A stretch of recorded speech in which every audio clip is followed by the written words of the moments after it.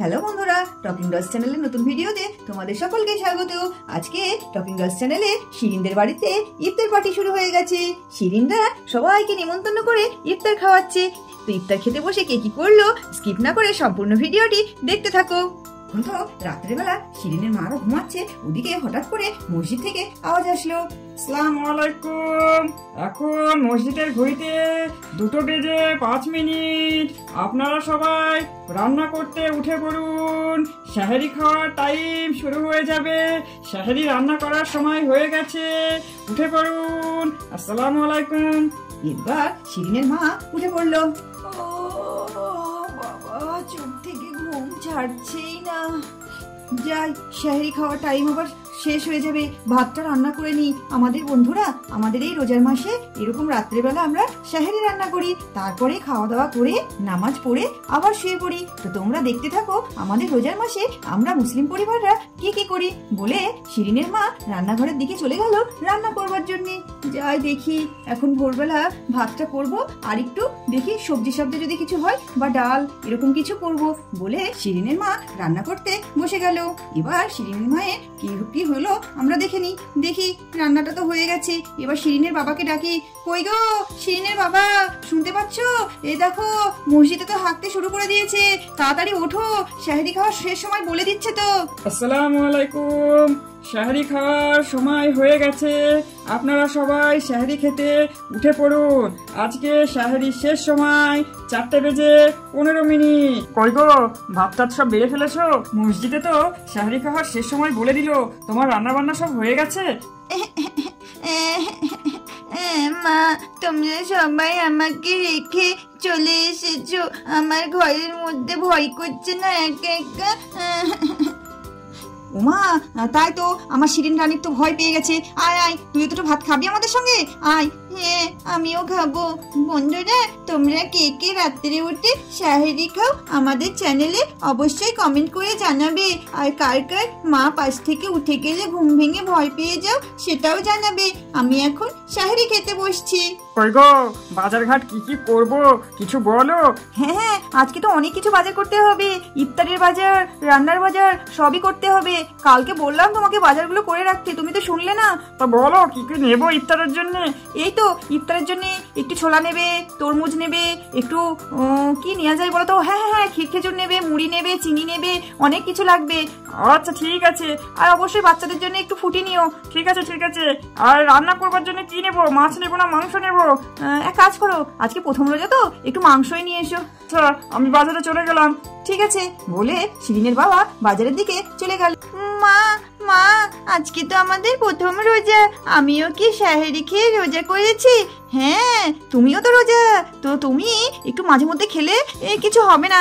তুমি তো এখন ছোট মানুষ, তোমার সারাদিন না খেয়ে থাকলেও চলবে। আর আমরা বড় মানুষ, সেই জন্য আমাদের সারাদিন জল ভাত কিচ্ছু খাওয়া যাবে না। তুমি একটু খেলে কিচ্ছু হবে না। ও তাই বুঝি? মা, আমাদের ইফতারে কাউকে নেমন্তন্ন করবে না? হ্যাঁ করবো তো, তোমার যার যার মন হয় তুমি সবাইকে নেমন্তন্ন করে এসো। তাহলে মা, আমি যাই। মুন্নি দিদি, বনি দিদি, চন্দনা দিদি, পুটি, রিনি, ঝিনি সবাইকে নেমন্তন্ন করে আসবো। হ্যাঁ, যাও, সবাইকে নিমন্ত্রণ করে এসো বলে পুটি সবাইকে নিমন্ত্রণ করতে চলে গেল। ওদিকে রিনা দেবী বাসন মাজতে যাচ্ছে, আর ওদিকে শিরিন গুড়গুড় করে ডাকতে চলে এলো।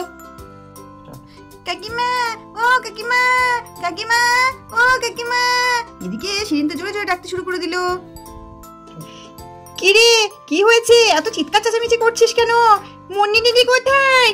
কেন, মুন্নি দিদির কি দরকার? আমি মুন্নি দিদিকে নেমন্তন্ন করতে এসেছি। আজকে সন্ধ্যাবেলা আমাদের বাড়িতে মুন্নি দিদির নেমন্তন্ন। ও মুন্নি দিদি, তুমি কি শুনতে পাচ্ছ? আমি তোমাকে ডাকতে এসেছি। বাপরে বাপ, কি রে, কি হয়েছে? তুই এত ডাকাডাকি করছিস কেন? মনে হচ্ছে খুব ব্যস্ত। হ্যাঁ দিদি, আমি ভীষণ ব্যস্ত।